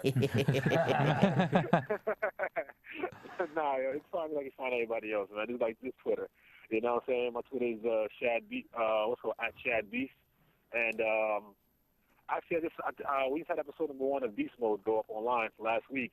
Episode number 2 comes out next week, and you know, it's this weekly documentary. They follow me around like while I'm doing my stuff in LA, you know, and you know, do my stuff running around, wrestling and shit like that. So phenomenal. Well, awesome. You guys heard it. Check them out on Twitter. We actually got to start running around. I'm going to have to cut you short right now because we're being told we're close to out of time tonight, and we got to get through a little bit more of the show. Shad, I appreciate you calling in, man, and giving us a chance to talk, give us some insight on what you've been through. We probably didn't get as in-depth as I'd like to, but we get a little bit of knowledge for the people. Well, I do you guys one better, man. You know, because it's my first time calling you guys. So if you guys want to hit me up again, let me know. I'm always free for you guys. You know what I'm saying? I'm always awesome. Chill. We appreciate it so much, Shad, and look forward to getting to see your acting chops, man, on the big screen or on the small screen on the television. So I hope we get to see something like that soon. No worries. Awesome. Thanks a lot. Thanks, dude. Thank you, Shad. Awesome. Man, and once again, I got to turn to my left and thank Truth is Scary Raven Travis Barry Truth is Scary. for setting up these interviews today. Is that Truth or Scary trending worldwide right now? We're going to try, man. Do you do Truth is Scary? No. Oh, okay. I don't know that's a website called truthisscary.com. I was like, I follow that, so I was like, dude, is that yours? I don't even know what type of site that is. It's the whole anti-cigarette campaign, but I just thought that it rhymed with the whole vibe of Travis Barry. And it's not anti-cigarette. It's Truth is Scary. It's straight conspiracies in general? It's conspiracy theories, yeah. There's a lot of wrestlers on there. Brian Kendrick did an interview about the reptilians and the I'm actually moon confusing being with the straight the campaign, but I actually know that is scary. I know one of the creators of it now, as you say it, who was very heavily involved in Occupy Wall Street. Former wrestler herself. Man, So we need to just bust through these because they're going to kick us off we air only got before like 10 we get through minutes the or maybe matches. even less. So I'm gonna skip through. One, we had a great promo by CM Punk talking about the fact that there's not enough about CM Punk in the new encyclopedia. We're on 379 days, 7th longest reign, and he's about to surpass Cena as the longest reigning champ of the modern era. In 2 days. In 2 days. You love long title reigns. I love this. Yeah. Well, when I grew up, Hogan had a 4-year run. I grew up around the long reigns. You know, year-long tag team reign, championship reigns, a demolition, Intercontinental title. the greatest Intercontinental champion of all time, the Honky Tonk Man. You know, well over a year. So yeah, I'm a big fan of the very long reign. There's so much I wanted to talk about this, and instead of actually talking and discussing, let's throw this as to a Twitter question to discuss throughout the week for all of our listeners. You know, it was brought up by CM Punk that he should be front and center on WWE's Mount Rushmore. So I want to know from all you fans and from Culminator right here, from Showtime Josh, from Raven 1220, I'm at I Am Smiley. I want to know everyone's 4 people. Who's the 4 wrestlers' heads you're putting on WWE's Mount Rushmore? Wow. We don't have to even get into it right now. Let's just do this game through Twitter for the next week. Okay, yeah, we'll talk about it next week. We'll talk about it next week. I'll come up with we'll all come up with ours and talk about it next week. We had our first Twitter trends for CM Punk at this segment. There was also a bald dude in the crowd who was happily insulted by CM Punk. that's right. CM Punk went off on the guy in the crowd, and that dude was just smiling like, yeah, CM Punk insulted me. Yeah, and it was an amazing promo by Punk too. Just very. Yeah, And then Miz came out and delivered some incredibly good mic work as well as a face. You know, I being GQ Money, I marked down the interesting things like CM Punk insulting his Gucci shoes and him correcting him, saying no, they were Louis Vuittons. You know, those are important things to me in my world right here. Right. And that was that. But it was a long segment, but well done. This was, I know everyone says CM Punk's money on the mic all the time. I thought he was back to high caliber CM Punk right here. One of the best promos he's cut in a while. I mean, they're usually good, but this was to another level good. Yeah. And Miz did really well with Ziggler 2 weeks ago on Main Event and on Raw. So you know what else is good Showtime, Josh? What's that? Amazon.com. And before you go shopping on Amazon.com, go to AfterBuzzTV.com, click the Amazon banner at the top, and then go ahead and shop. AfterBuzz gets a little kickback on the purchase. It's no extra cost to you, and it's a way to support all of us here at AfterBuzz TV so we can keep doing these after shows for you. So thanks. We appreciate that. Build more studios, buy bandwidth. Absolutely. Keeps these wrestlers and these writers here on the show. You know what I saw on Amazon.com the other day? This belt. Not this belt. Not that belt? Not this belt. Oh, not that belt. Okay. This is the GQ Money. Must have been someone else's belt then. Can you go onto Amazon.com and buy a GQ Money ring? You can't get the GQ Money ring on Amazon.com, but you can get it on IamSmiley.com. Mustache mood ring, only $5 including shipping. What a bargain for all the little girls, tweens, boys, everyone in your life. Any coupon codes they can tap? There's no coupon code right now. And let's get back to Raw, but mustache mood ring, $5, IamSmiley.com. Mustache mood rings will be delivered in 4 to 6 weeks. No, buy the ring. Okay, going back to the match. We're going to skip through this really quick, I think. Cena and Sheamus versus Big Show and Ziggler. Tag team match. Setting up the fact that Cena's going to be hosting the Vortex on Saturday morning, and on Saturday Morning Slam this Saturday. There were a bunch of, we laughed at this, when Sheamus was making his entrance to the ring. The little girl. Couple little girls gone giddy for Ginger over there. I mean, they were going wild for Sheamus. I would call them Ginger Snaps. A decent match between them. Double finish with a strong move by Sheamus, throwing Big Show in the white noise. That was the big thing. Faces go over clean, sets up something for the future. Yeah. Ziggler, always amazing. Big Show had a funny moment when Cena tried to shoulder block him, and he's just like, he pushes him off, and he falls on the ground, and Big Show's like, that don't work on me. You know that. And Cena's like, crap. There also seemed to be, I guess, a mistake in the comeback that then John Cena references later on about Ziggler forgetting the 5 moves of doom. Oh, so you think that was reference to that specific moment? Yes. I see. I didn't put that. I thought we were talking about a different. No, that moment where Cena hits the shoulder blocks, and then I think Cena only hit 2 of them. Yeah, hit a couple of them, did his thing, and Ziggler got up right into the AA. So I think there may have been a forgotten move, and Cena called him on it in the promo. Big Show was trending on Twitter during this match as well, so the trending continues. Next segment, Damian Sandow coming out to talk about looking for his apprentice. Finds a guy in the crowd, and instead of becoming his new apprentice, he gets the Idiot of the Day award. Kicks him out of the ring. Which we were all laughing during this segment. This is a fun. I love Sandow. Everyone loves Sandow. Thinks of him as an up and coming superstar, someone that the company should really get strongly behind. And let's not forget, ignorance is curable and stupidity is forever. There you go. I mean, that's knowledge.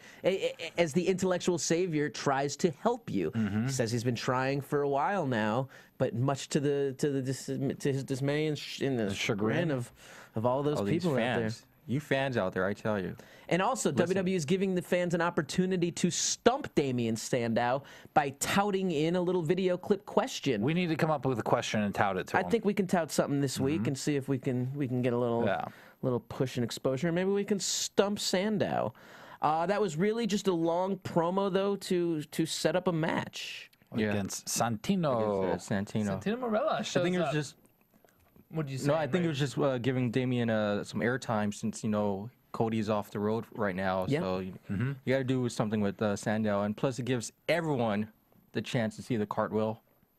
You love the cartwheel. The cartwheel is awesome. I cannot wait for WWE 14 to come out because the cartwheel will be in the game. Oh, is it? Do you know that for? You got to imagine he may become a future downloadable content wrestler. Because he's not in sometime WWE this 13, year. You may wonder if later in the year maybe they release an expansion pack of characters. He's part of an expansion pack coming out, and I think it's the You're Welcome pack or something like that. It's being called. Yeah. So he gets it named after him.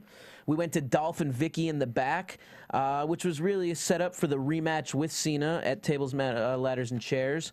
And then also brought Brad Maddox back into the scene. We haven't seen him since his destruction at the hands of Ryback. Yeah, but he wants a match tonight. Maddox talks with Vicky and Carson. He's got his own camera guy, Carson the camera guy. No, he doesn't have his own camera guy. The camera guy gets a name. Carson. Yeah, so that's when you know they're going to do something with When's he going to get the Mad Ox T-shirts with the crazy ox? Ooh, Mad Ox. The Mad Ox, dude. Barbershop window. There you go. No, just saying. All right, that match. We didn't have the match right away, did we?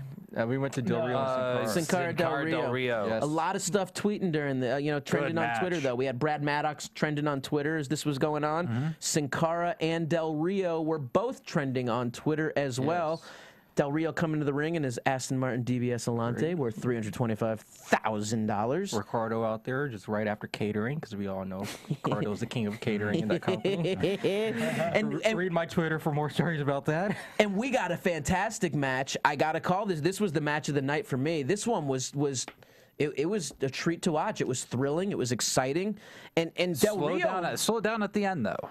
Okay, it did. I mean, I'm not saying it was a bad match, but there was a noticeable slowdown at the end because Sin Cara seemed to get a little tired. Absolutely. But Del Rio was on his game tonight. Yes. Man, he came off like a stud and like a star.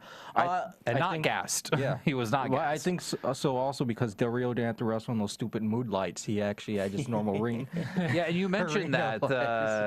I'm a fan of the mood lights. I guess I'm the minority in this. Goes with the mood one. ring. It does. That's true. It does. I like moods. I like auras. I like energies. I guess if we should do mood lighting for you, and it should change as the match goes on. Depending on your mood. When you're angry, it'll change colors. It's good. Man, we saw some great bumping from Del Rio, though. I mean, aggressive. Both of them, actually. Yeah, man. Del Rio especially. He took two on the Rana, one on the outside. He took Sin Cara's jumping Rana and took a huge bump on the outside. Which the camera missed. The cameraman. And WWE rarely misses stuff. Yeah. So even when they showed the replay, they showed that same missed angle. That's a shocking thing. Usually WWE is on it with 4 different angles of things. How many cameras do they run? There's like 14. Having a heart attack in the production truck. Kevin Dunn. No, you missed it. How many cameras are they running? Is it like 13? Is it that many? There are 3 hard cams. There are 4 ringside, 1 steady, 1 jib. I don't know what number I'm at 9. now. And then there's the string cam 10. around this.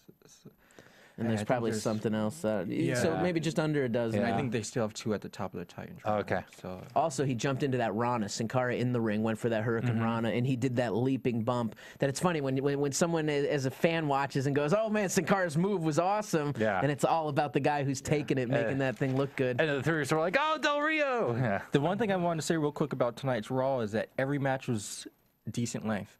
Almost every match had a commercial break or went 1 or 2 or 3. Except for the Divas, I would say, right? If you consider that a match. We started seeing that, I don't know if it was last week or even the week before, it seems to be we're getting more important, longer, drawn-out matches, especially on Raw. 3 hours, you might as well. 3 hours, Punk mentioned about. Yes, which was awesome. He did. That was his line in the promo about the dismal 3-hour Raws he's got to sit through. But you also see these long matches on Main Event. Wednesday nights on Ion, you're seeing 20-minute matches on the regular every single week, 18 minutes, 16. I mean, you're seeing long matches. People say that they want wrestling, and it looks like WWE is listening to the fans and giving them more wrestling. There was only 3 minutes total worth of recaps tonight too. It was phenomenal. I was like, oh, it was only two recaps of the same segment. Hour 3 of the broadcast starts with Vince McMahon obviously trying to pop the ratings, as for the trend for months now is that third hour loses almost it's something like 700,000 or 750,000 people tune out of that third hour every single week. It wasn't last week like the worst loss they've had. It was really bad last week. Yeah, huge drop. And to counteract that, we get Vince in the ring with Vicky Guerrero. Vince telling Vicky not to be nervous, even though Vince was giving her the bully treatment. Just real quick about the whole third hour thing, which I guess on the East Coast would be going into the 10 o'clock hour. Yeah, 10 o'clock to 11. You have to also remember Monday Night Football is probably going into the fourth quarter at that point. It's a good point. If the game is really tight, then, it's the end of the football season. Yeah. And people are going to be, especially on the East Coast, for people on the West Coast to see Raw at 5 o'clock, you have to have satellite or look at the free internet. And here's another thing, too, which is weird. When does Pawn Stars come on? Right at 10 o'clock, right? Pawn Stars like the number one channel, number one show on cable now. In my game of fantasy TV we play, when you hear a lot of these trends, like when you hear the numbers, it's a lot of tainted numbers a lot of times. People, it becomes the number one in the demographic, so they push it when it's not the overall rating. Longest running weekly episodics. Everyone talks about Honey Boo Boo being like a top Honey cable Boo show. Boo's a great show. But it really didn't rank in the top 25 of cable shows every week, really, even though they claim it's this number one show. But really on Monday nights, that 10 to 11 o'clock hour is a strong hour for Monday Night Football. Right. So I think, you always see Raw's numbers strong between January and March because, one, football is over, and two, it's WrestleMania season. Yeah. But, right now with the drop last week, it's people still come back and watch, Yeah. Through Vince and Vicky, we find out that at TLC that Dolph's briefcase, his Money in the Bank briefcase, will be on the line in a ladder match. He has a legit complaint about that this is the second time he's now got to defend that case at which he won. Yep. I wonder what's in that briefcase. More TMZ pictures? His gear. I know the guys carry their gear in it because that's when they travel. They have to travel with that, and they actually have to check. That's their carry-on. There you go. That's the personal item. Yeah, that's the personal item to their rolly bag carry-on. We also find out that based on the lie detector segment between The Miz and CM Punk that will happen at the end of the broadcast, that if CM Punk lies, it's going to be Heyman versus Ryback next week. Walrus. Walrus never actually trended on Twitter, which I was expecting. Did anyone check to see if it was trending? It never showed up on screen. Never showed up on screen. And we were. And I was marking down everything that trended this week. There are a lot of things that don't show up on screen that trend. Oh yeah, I'm sure. So yeah, I don't know when I'm live. And I usually check, but you would think that they would push that one based on it being sad, and even the crowd getting behind it with the chants. We go to the Brad Maddox Experience, takes on Orton. Shield comes on out. Once again, hits their triple power bomb of doom. Yeah, and pretty much a squash job again, right? Which I'm okay with. I agree with you on that. It's totally okay. No problem. I still want to see more Maddox on television. I could care less if he loses every week for the next year. There's an entertaining quality to him, and I'm intrigued by his story. Well, it could be funny, almost like Christian's one more match. Come on, give me one more chance to get that contract. We could squashed again and squashed again. Maybe they throw him in the Royal Rumble. Oh, maybe that, and put him, or in the TLC, put him against the Brooklyn Brawler. Let the Brooklyn Brawler squash him on YouTube. You know, Vicky and Ziggler were in the back at first. Vicky was yelling at Charles Robinson. Ziggler comes in, and kind of says that AJ was always this ungrateful, power-hungry amateur, but Vicky, I think you're becoming that way too. There was a Heyman-Vicky stare down. Cena finally comes in and goes on another blah, blah, blah. I don't even remember what was up with that part of it. Yeah. I mean, I wrote blah, blah, blah. It was just stuff I didn't care. He really was did Cena write blah, blah, blah. at his worst. And that's what it is in my head. I don't when Cena came in, I don't know what was said. We're powering through because we got I'm just gonna skip. Not important. Anyone who wants to talk more about this, let's tweet all week and we'll see if we can squeeze it in next week. Big busy episode. Kofi and Truth versus Cesaro and Barrett ends up becoming a fatal 4-way instead. This one's awesome. Just in saying, when I first saw Cesaro and Barrett together, made me go back to one of our fans on Twitter at Jeremiah Reese 44, who talks about factions, and he mentions that he'd love to see Barrett, Sheamus, and Cesaro in a European faction together with Regal as their manager. Or throw Drew McIntyre in there as well. He's in the 3-man band, but it would make sense for him to be there as well. At NWA hashtag agreed with the statement and liked the fact of building factions in WWE as a way to build more individual superstars. Let's not forget, this is Raw Active as well. Yeah, that is a great opinion, because actually it's amazing how the video game sometimes has better storylines. WWE 12 had the European faction of Regal, Sheamus, McIntyre, and Barrett. Yeah. So let's talk this coming out of this match, man. Antonio Cesaro is impressive as Kofi Kingston came running around the ringside area, leaping off the steel steps, only to receive a brutal European uppercut. I think it got 4 replays. Yeah, by Antonio Cesaro. Man, here's a guy, and I've been reading some online stuff this week of some people on various websites giving their editorial type columns, and they talked about they were watching with casual fans who aren't wrestling fans, and when they see Cesaro throw that European uppercut, these people go, oh my God, this is more real than I thought it was. Right. And people are impressed and want to see more out of a guy like that. And we should mention that was a title match for the United States Championship, which was the Raw Active segment where the fans got to vote with whether they wanted Kofi's title, Intercontinental Championship, to be on the line, or Cesaro's United States title. And 87% to 13%. Or 83 to 17, right? Yes, 83%. Yeah. And was that real? I mean, there's some controversy about last week. Based on last week, there was the whole Daniel Bryan and the Kane Twitter poll and the Raw Active poll, and then it was disputed that the true numbers came through on the site that reveals it, but it only showed like 1,000 tweets. So the question is are tens of thousands, hundreds of thousands of people tweeting to make these things trend and participating in Raw Active, or is it really only 1,000 people that really participate into that die-hard super fandom? Yeah, I don't know. Doubtful. New WWE we need some research. We need to do some research on that. No comment. You don't have a comment opinion. You think it's just a complete work and they just make the numbers, man. I did not say that, but you did. And for me. Just also when Cesaro grabbed Kofi with the one leg and did the one-leg swing into the one-leg Boston Crab. Amazing. Yes. Awesome. He's so innovative. He did, and I wish he would keep doing this. A couple weeks ago, he did a flying European uppercut from the second rope. He jumped off, turned midair, and hit it, and it was amazing. And I'm like, oh, he hasn't done it again since. His so first I hope couple he does matches that. in the company, he did that. Oh, it's impressive. Yeah. He's a stud. I want to see them get behind him, make a push to the top of that. I don't know. Absolutely. People like Cesaro and Punk and Danielson are a reason why you guys out there need to watch ROH. Just saying. Yeah, I mean, top level independent wrestling where the best of the best get groomed for superstardom for the future.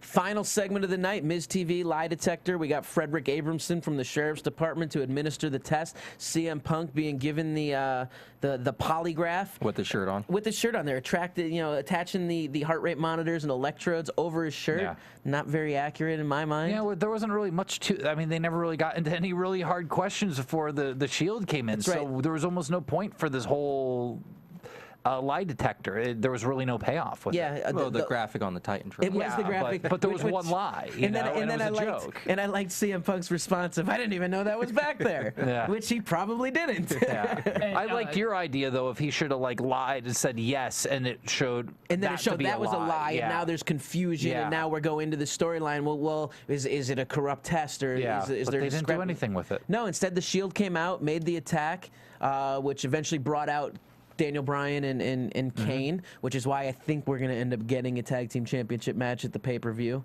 which I Yeah. think is a little bit too early, but we'll see. Well, I think what you said before, it'd probably be primetime players versus Hell No, with the Shield getting involved and putting the belts on the primetime players. Oh, okay. I think See you that. had mentioned Yeah. that before. That Because they still attacked Kane. Okay, down. I'm actually okay with that. I just don't want to see them put into an actual match right away. I agree. Because then you're in a situation where they have to win, and now we're messing up potential storylines. We go off the air with Ryback finally making the big run in. Feed me more. Goes after the Shield. They have an exchange. They're all fighting towards the back. CM Punk standing strong in the ring alone, solo, and finally Ryback comes back into the ring, launches, puts CM Punk up on the shoulders and sets up the shell shock. Yeah, and his reactions are getting bigger and bigger. Like the crowds are real there. They love him. Yeah, it was loud, man. They were going nuts, and you start seeing the arms going, and people are digging Ryback. It's working. Is he going to be put in the spot people thought that Sheamus was going to be of that next big kind of champ? I mean, the fans are really getting behind this guy. Word in the back is that a message is being sent to Sheamus that there's other hungry young guys who want that spot, that don't think that it's automatically yours, that you're the go-to guy for sure, the go-to replacement. I think that there's been talk that a message is being sent, that there's guys like Damian Sandow, there's guys like Antonio Cesaro that want to put the Shield, that want to put the work in and get that top spot of the company. Yeah, I could see Ryback and Sheamus at WrestleMania. I can too. Woo, man, that'd be good. I wish we had more Lot of time, but ramifications on that one. we went crazy long with all these calls. Maybe we'll figure out. We'll find our balance here on our AfterBuzz figure it out. Yeah. Buzzing We're new. After Raw recap. But we got some cool stuff going on. Next week, you tune back in. I'm thinking we'll have Raven back again. Awesome. We'll have Jenny on the couch. We'll maybe be doing some drinks. We'll talk more wrestling. We'll recap Raw. Maybe we'll have some special callers. I don't know. We don't even have time for the plugs right now, but. Yeah, that's okay. We don't really have much to plug. We'll Yeah, plug you do. next Plug week. it. Go ahead, Smiley. Man, plug it. I'm going to plug IamSmiley.com. Get your merchandise. Get your mood rings. Also, I just you can look for me on Kiddo CTV out here in Los Angeles in my return in my Papa Shango-like voodoo gimmick. Don't kick the camera. You can see that also on CWF Hollywood or Wrestling from Hollywood on .com. At Raven1220. There it is, at Raven1220.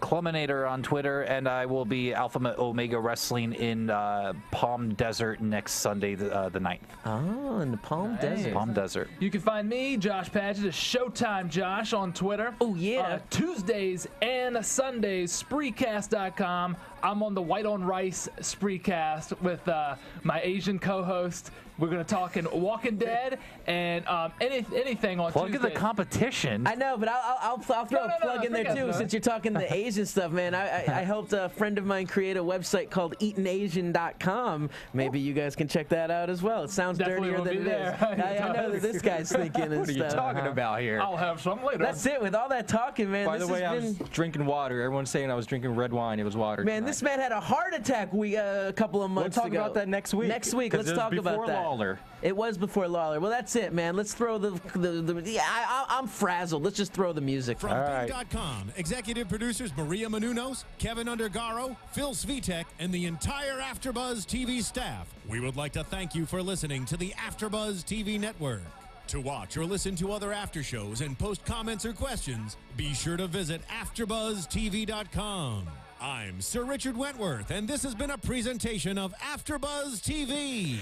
Buzz you later. Ooh, yeah. Dig it.